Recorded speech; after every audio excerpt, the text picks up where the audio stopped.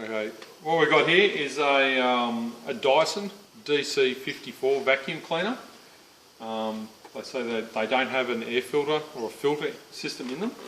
They actually do have a filter inside them. They're a bit of a mongrel to actually replace this filter, so I thought I might video how to do it because no one knew how to pull it apart, even the vacuum cleaner shops. I'm a motor mechanic. I pulled it apart so far and I couldn't get quite close enough, but I ended up working it out how to do it. So I've replaced this filter. It's an easy, accessible part from Dyson. So I'm going to show you how to rip this thing apart quickly. So this is the whole machine. I've done a few little dents to it myself trying to get it apart. You only need a few Torx bit screwdrivers and a flathead screwdriver to pull it apart.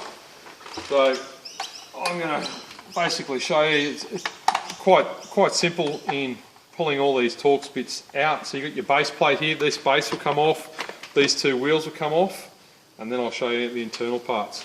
Alright, I'll just stop and keep coming back to it.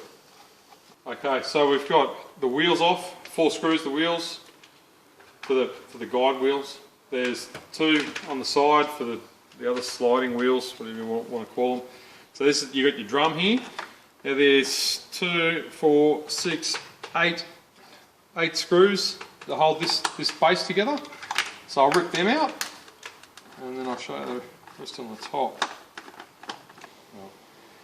Okay, so I've got, there's 10 screws.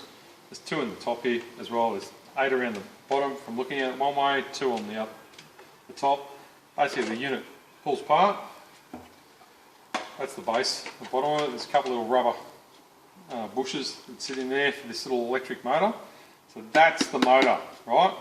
The motor, it's got an electrical harness in it, which we have to take apart. Basically you tip it up, the motor falls out. There's a couple of little support bushes in here.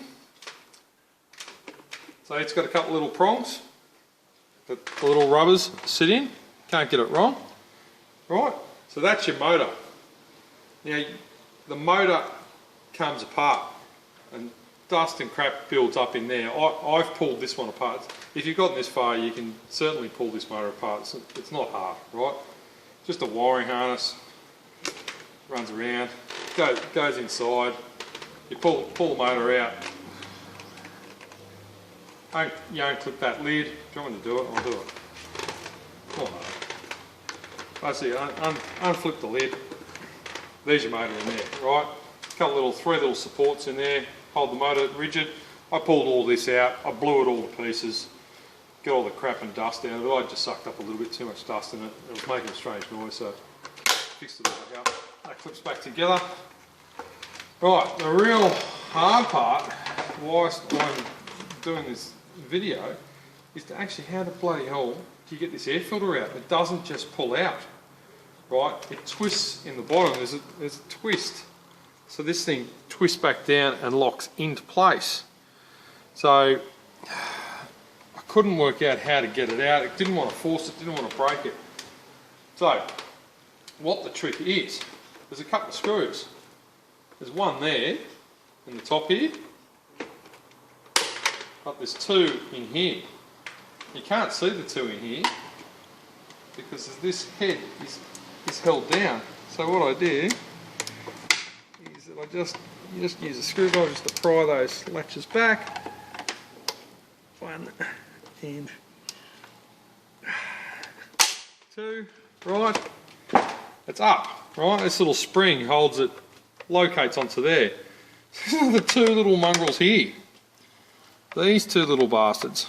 So you got to get those.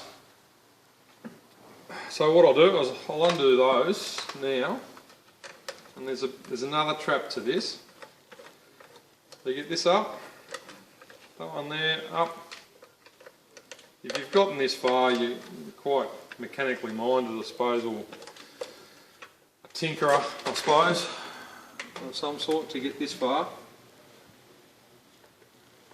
I pull those out, they're up and out. Alright, keep those to the side. So, this whole thing will come apart now, but what you have to watch, see, it will come down so far, it won't come down all the way. These rubbers, you have to go in, push it like that, it will come down. Out, right? There's one.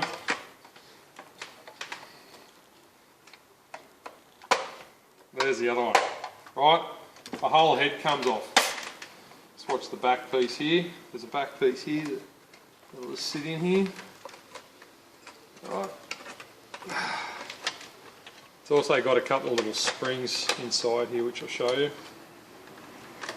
That up.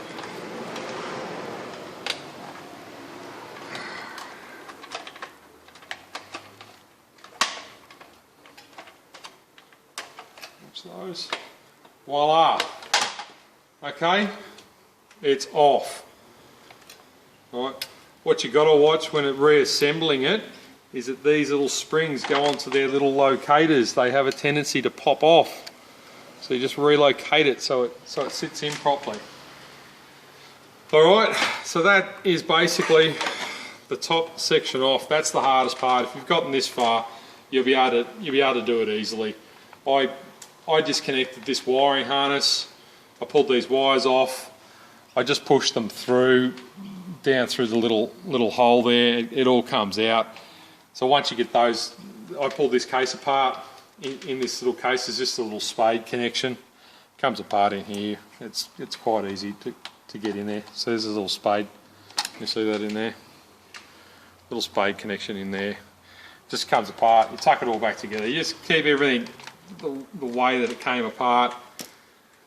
Once you got it that far, I loosen this wire off, twist this whole plate, and the whole plate, there's a couple of little clips here that you got to watch. You got to just feed it past there, and the whole base will turn out.